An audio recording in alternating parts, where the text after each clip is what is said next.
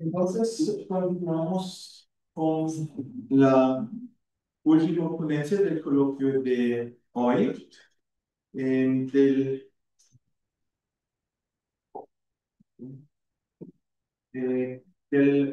profesor Eugenio Arieta, que también en este momento está realizando una estadía de investigación acá en la Facultad de Derecho de la Universidad de Kiel.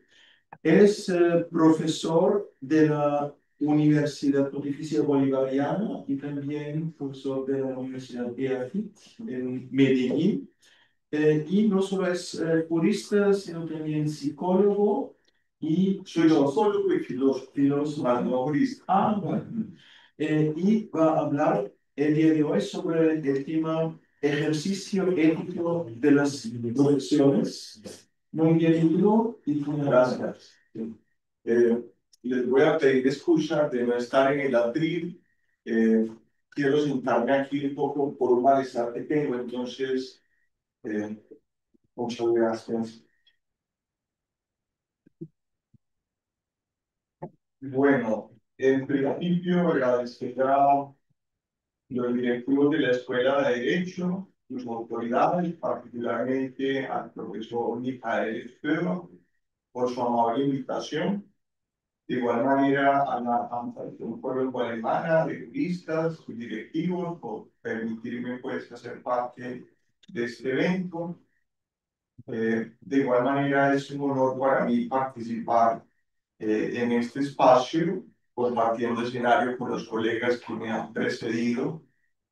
Eh, de igual manera, pues agradezco a los directivos de la Universidad Pontificia Bolivariana que me han permitido pues estar acá en la Universidad de Kiel, ¿cierto? En la Universidad de Kiel.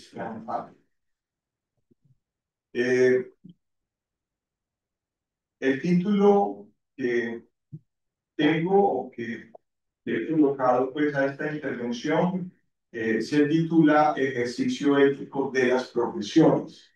Eh, Esta es una temática que concierne a mis temas de trabajo como profesor. Particularmente yo enseño el tema de la ética, especialmente desde una fundamentación filosófica, eh, desde los griegos, medievales, modernos, incluso autores contemporáneos. Pero también me he interesado por el tema de la ética aplicada o de la ética profesional.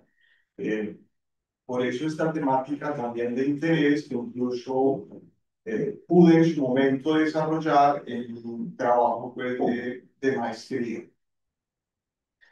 Eh, el propósito entonces central de esta intervención pretende una vez más insistir, bueno, trataré de ser lo más corto, resumido, porque creo que estamos con el tiempo tras espalda, ya hay música, ¿cierto? Ya se siente el ambiente, entonces voy a tratar de ser muy conciso y quizás presentar lo más importante. Decía entonces que el propósito central de esta intervención pretende una vez más insistir en la importancia de forjar un carácter ético en la acción profesional, independientemente de la práctica específica en la cual nos desenvolvemos en nuestras profesiones. A propósito del derecho, de la praxis jurídica, en mi caso, de la práctica clínica, mi ejercicio clínico de mi formación, en el ámbito de la medicina, etc.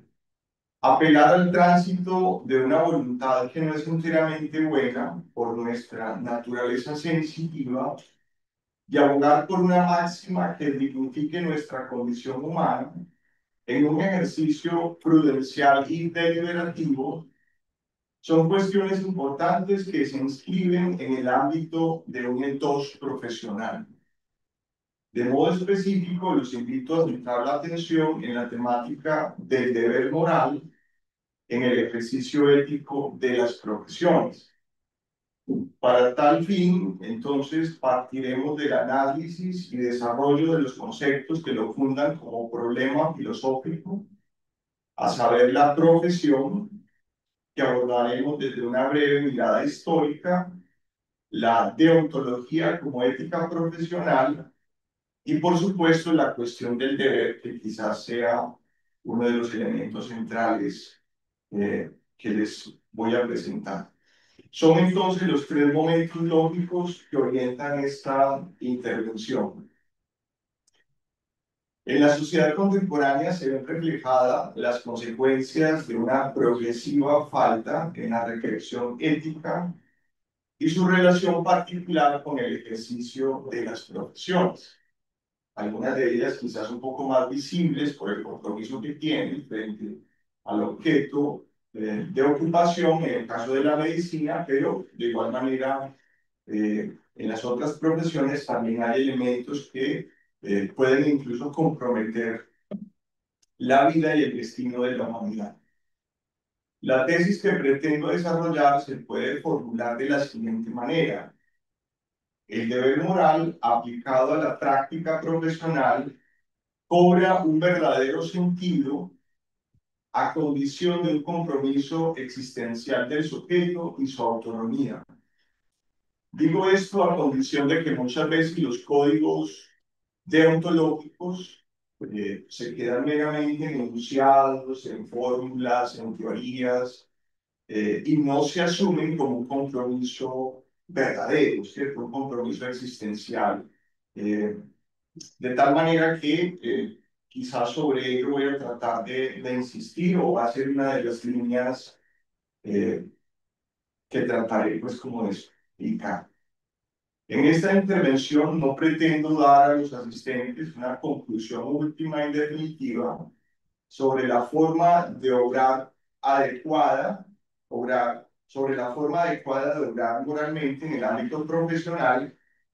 Por el contrario, invita a una reflexión de carácter filosófico que permita abrir nuevos horizontes de comprensión sobre el tema en cuestión y, naturalmente, hacer de la ética un recurso necesario en la acción profesional. Hablemos entonces de la profesión o el concepto de profesión. El concepto de profesión ha sido entendido de diversas maneras a lo largo de la historia. De hecho, en la antigüedad su significación tenía un carácter netamente religioso. De hecho, su derivación del latín professionis significa acción y efecto de profesar en sentido religioso. Con igual sentido encontramos la palabra vocación definida como el resultado de una voz, acción y efecto de un vocare o llamada. De ahí muchas veces de relacionar el concepto de profesión con la vocación. Entiendo que incluso en lengua alemana aparecen unas categorías, el concepto de Beruf, que incluso ha sido estudiado por uno de los grandes referentes de la sociología alemana, como es Max Weber, especialmente en su texto La ética protestante y el espíritu del capitalismo. Si bien él se ocupa del análisis de este concepto de profesión, lo hace más circunscribiendo el análisis al contexto de la modernidad. Es precisamente Max Weber quien anuda el concepto de profesión en su reminiscencia religiosa a lo que él llama el espíritu del capitalismo, perfilándose de esta manera la concepción de riqueza alcanzada a través del trabajo, siendo este el que conduce a la ganancia legal que da sentido a la organización económica, convirtiéndose así en el eje central de la ética capitalista. En lo contemporáneo, el concepto de profesión adquiere diversas acepciones, entre ellas facultad u oficio, sobresaliendo en ellas su carácter secular. De igual manera, la profesión es entendida como una forma especial de organización ocupacional basada en un cuerpo de conocimiento sistemático adquirido a través de una formación educativa. En este sentido, se crean escuelas para el adiestramiento, para la formación de nuevos profesionales, de tal manera que la profesión, en este sentido, es considerada un fenómeno sociocultural en el cual intervienen un conjunto de conocimientos y habilidades tradiciones, costumbres y prácticas que dependen, por supuesto, del contexto económico, social y cultural en el que surge y se desarrolla. La conformación del concepto de profesión ha estado vinculada en forma directa a la formación profesional. Se entiende como formación profesional al conjunto de procesos sociales de preparación y conformación del sujeto, referido a unos fines precisos para un posterior desempeño en el ámbito laboral.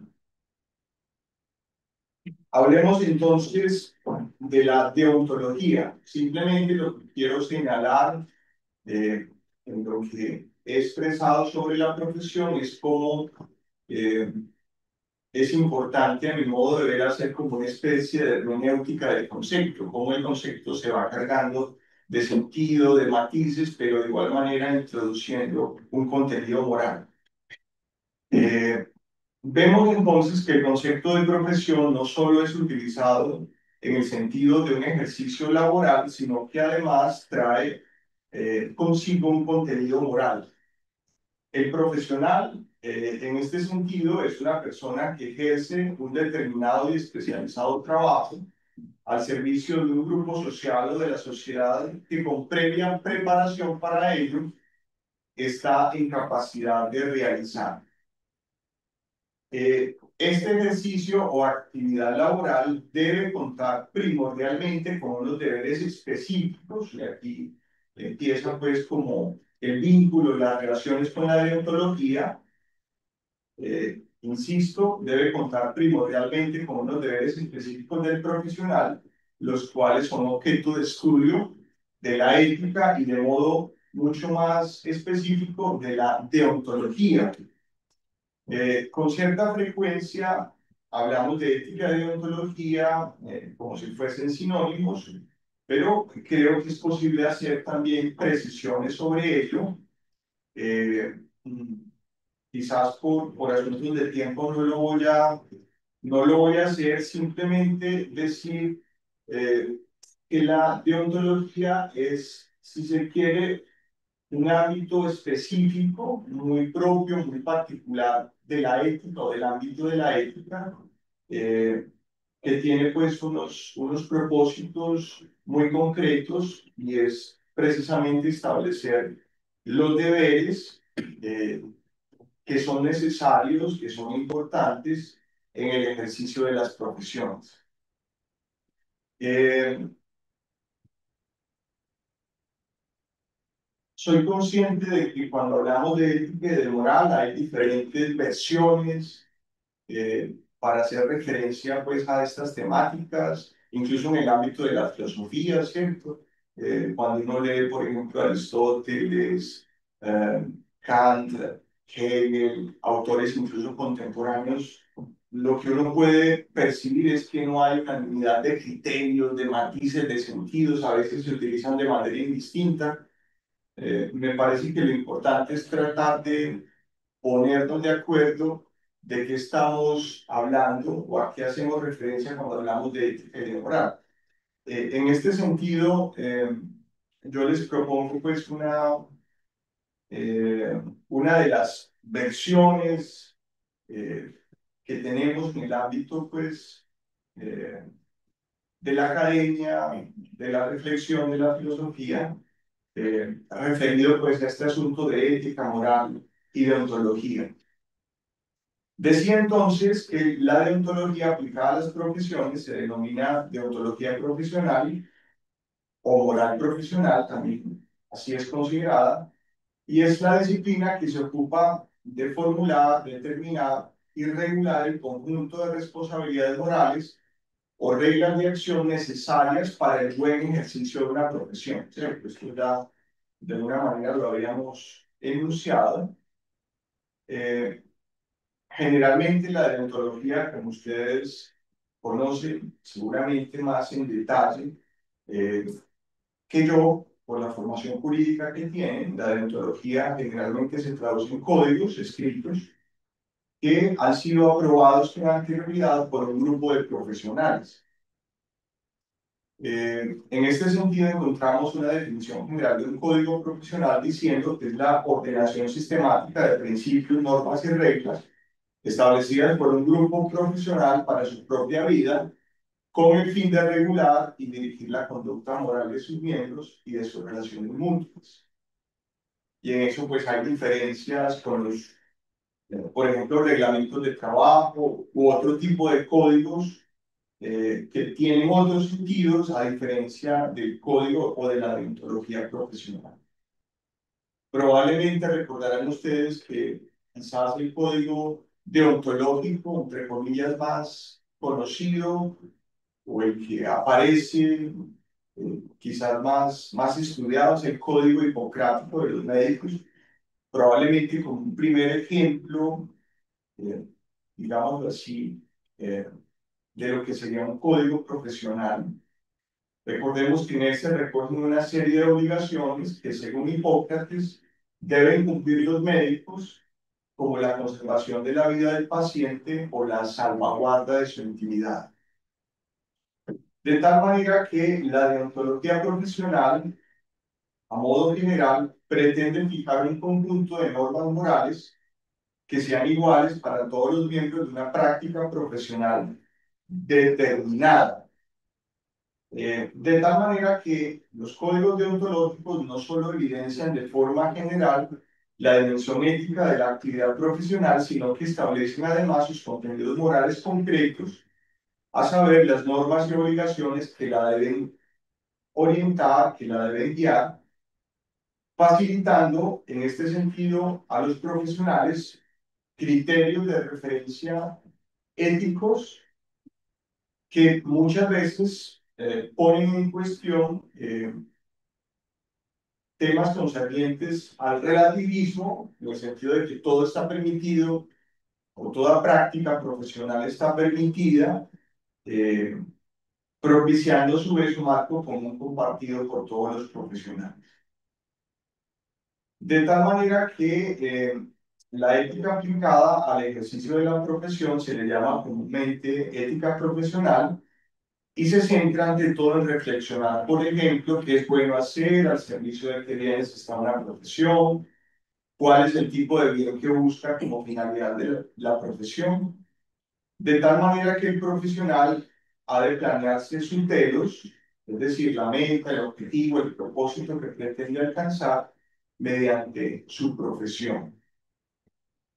En este sentido, tratando pues de establecer diferencias, la deontología profesional se ocupa de la búsqueda y puesta en práctica de reglas morales relacionadas con la propia actividad profesional, exigiendo normas y comportamientos concretos, mientras que la ética profesional, en un sentido más general, se ocupa de los fines de la profesión, teniendo en cuenta el bien social o el bien social común que se puede establecer en una comunidad. De tal manera que uno de los propósitos fundamentales de la deontología profesional es mostrar a través de los códigos un ethos profesional, una manera de ser profesional, más que el inculcar deberes y normas que se deben cumplir por parte de los profesionales. Sin embargo, la deontología profesional expresada en códigos no deja de tener limitaciones al no resolver por sí solas todos los planteamientos que atañen a la ética profesional, lo cual hace necesario retornar al estudio, me parece, de los fundamentos conceptuales que yacen en la base de toda deontología. Me refiero al concepto de deber y su anudamiento a la ética profesional. Eh, bueno, entonces, por acá pues yo tengo todo un apartado pues dedicado al deber, quizás en el ámbito de la filosofía, sobre todo en la filosofía griega, eh, especialmente en la filosofía estoica, con Zenón de Sitio, que no voy a hablar pues como de estos elementos, Marco Tulio, Cicerón en su texto de Ofici sobre los deberes, Séneca. Lo que quiero de alguna manera es mostrar cómo este tema del deber ya tiene eh, toda una sistematización filosófica de importancia para efectos de la acción profesional. Y particularmente todo el ejercicio de análisis que hace Kant del concepto del deber, de alguna manera también tiene todo un sustrato filosófico, es decir, no parte de cero, sino que él hace una lectura, me parece muy específica, muy detallada, eh, especialmente de Cicerón, pero es Kant, seguramente, ustedes compartirán esta tesis, quien mejor sigue el camino trazado por esta filosofía, ¿cierto? Haciendo de su pensamiento, del deber moral como tal, quizás la piedra angular pues, de su reflexión, particularmente en la fundamentación de la metafísica, que es un texto eh, que es publicado en 1785. Bueno, no voy a entrar tampoco en estos detalles, simplemente quiero señalar. Recordarán ustedes que establece unas diferencias esenciales, eh, especialmente cuando habla del imperativo categórico, eh, de una voluntad que precisamente por estas leyes objetivas, por estas máximas que se imponen, ejercen una constricción al sujeto que es necesaria desde la ética kantiana en la medida en que permiten un tránsito de una voluntad que no es enteramente buena, precisamente porque está sujeto al patos, de tal manera que es necesario un tránsito hacia una voluntad racional, que es precisamente lo que se impone, digamos así, como tesis para el planteamiento de lo que él llama, pues, una buena voluntad, que no son las buenas intenciones, por lo menos nosotros en español a veces confundimos buena voluntad, que es un concepto filosófico muy importante en la filosofía kantiana de las buenas intenciones, ¿no?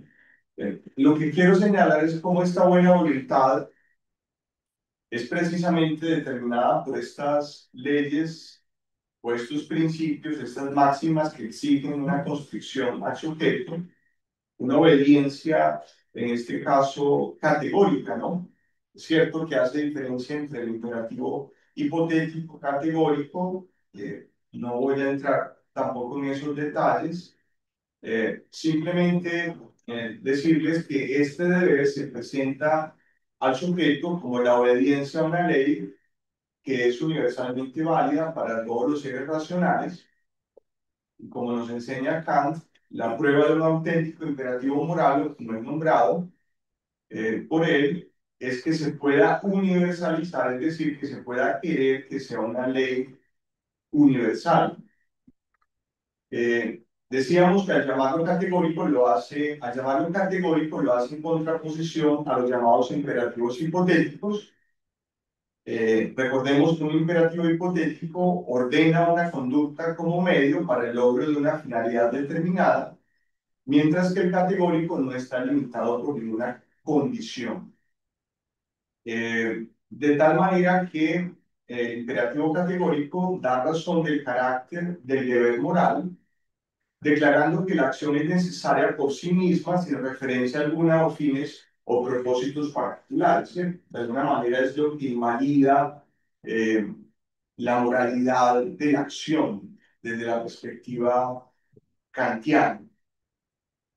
Eh, de tal manera que la propuesta kantiana, a mi modo de ver, de la ley moral o del imperativo categórico es de importancia decisiva en el ámbito profesional, pues su aplicabilidad consiste en que el sujeto obre en conformidad con el deber, entendido este como una ley necesaria o u obligación válida para todos los sujetos, el cual ha de ser asumido a través de la razón.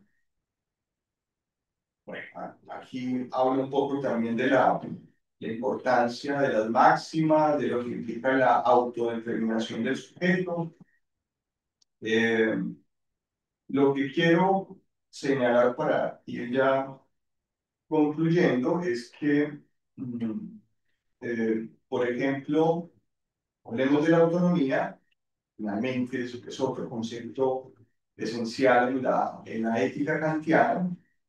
La autonomía como autodeterminación del sujeto no se expresa de cualquier manera o en cualquier sentido, ya que el ejercicio de la libertad moral encuentra un límite en el imperativo mismo, a saber, en su principio de universalidad. Las máximas que el sujeto se da a sí mismo deben ser susceptibles de llegar a convertirse por su voluntad racional en leyes de universal observancia. Bueno, recordarán ustedes también la importancia que tiene Kant también, por ejemplo, para efectos de lo que sería una filosofía de los derechos humanos, ¿no? Una filosofía que de alguna manera sienta las bases para que hoy nosotros le demos un valor eh, de gran importancia a los derechos humanos, en el sentido de dignificar la condición, dignificar la vida. Bueno, ese es un asunto interesante también, pues como esa deuda en el ámbito de la filosofía moral, pues que existe con Kant a propósito de los derechos humanos. De tal manera que la deontología, lo hemos expresado, se traduce especialmente en códigos que pretenden reglar el ejercicio profesional, los cuales, leídos desde la perspectiva kantiana, quizás ese sea el ejercicio eh, que intento hacer, se inscriben en una dimensión heterónoma, lo cual representa un problema desde la filosofía kantiana, donde prima la legislación de un otro externo al sujeto, en algunos casos como institución, gremios o colegios profesionales. De igual manera, este tipo de determinaciones en la práctica profesional se puede leer también desde la óptica kantiana como imperativos hipotéticos, ya que si bien intentan dirigir o determinar el obrar humano, no dejan de ser reglas técnicas que señalan los medios para alcanzar una finalidad determinada. La propuesta que surge entonces es considerar dentro del ámbito de la ética profesional la inserción del planteamiento que hace Kant acerca del imperativo categórico, el cual, como hemos visto, plantea que la acción es necesaria por sí misma, sin referencia alguna a fines o propósitos particulares. El imperativo categórico busca como único fin la moralidad de la acción, para lo cual es necesario contar con lo que Kant llama la buena voluntad, entendida como el deseo de cumplir con el deber por respeto a su propio compromiso con la dignidad humana.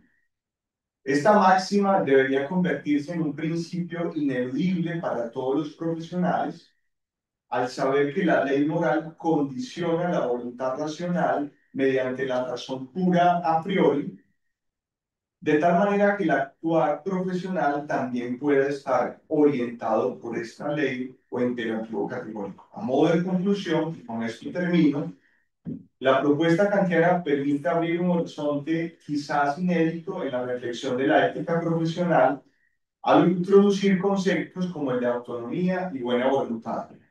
Más allá de las normas establecidas en los códigos deontológicos como imperativos hipotéticos, impuestos desde un otro ajeno al sujeto, aparece como principio fundamental la dimensión subjetiva en el obrar profesional, la cual implica asumir el deber como un compromiso moral consigo mismo y la humanidad. Acercarse filosóficamente al enunciado ejercicio ético de las profesiones implica al menos dos asuntos a tener en cuenta. Primero, la filosofía moral o ética o teoría moral que determina el nivel en el que se propone la reflexión, es decir, el ejercicio ético, lo cual supone una práctica orientada racionalmente por una teoría.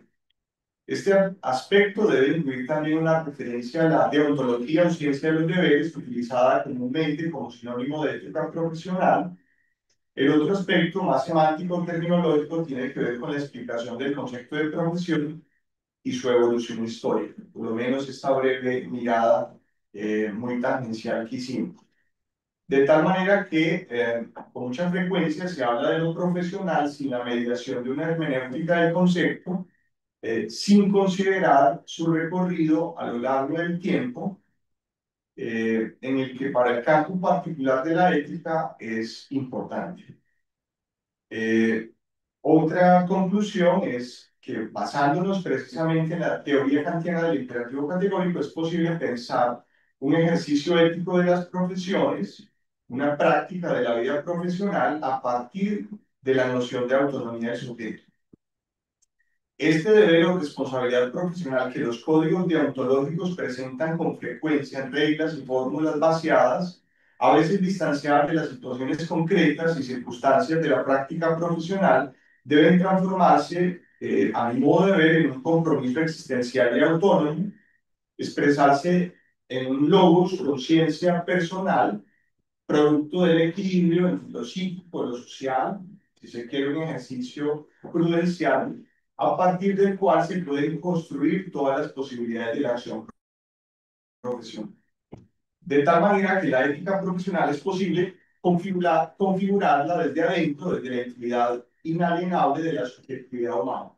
Y termino con una cita kantiana, que la podrán encontrar ustedes, una fundamentación de la metafísica. Seguro la recordarán, cito entonces a Kant. Dice, se comprenderá mejor lo que significa el concepto de buena voluntad si nos percatamos de que las personas podemos ser muy útiles y muy competentes profesionalmente, pero al mismo tiempo ser malos moralmente. Cuando obramos movidos por el interés, el beneficio propio, la vanidad, etc., no estamos obedeciendo los imperativos de la razón práctica, sino cediendo terreno al instinto. En cambio, se puede ser buena persona, ignorante, incompetente, poco educado, etc., puesto que la bondad moral no radica en la competencia profesional, ni en el título académico, ni en general en las características que se suelen considerar útiles, sino solo en la buena voluntad de quien obra con respeto a la dignidad de las personas. Muchas gracias.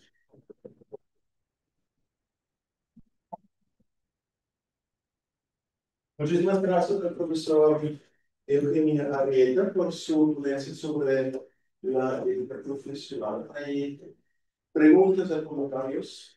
Por favor. Sí, muchas gracias, profesor, por su presentación.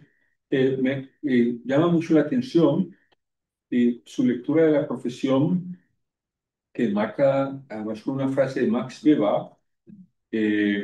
Es una lectura moderna, como aquella que, digámoslo, especializa una formación discursiva, ¿no? Que sea el médico, el abogado, el economista, el sociólogo, o el psicólogo, etcétera. ¿Mm?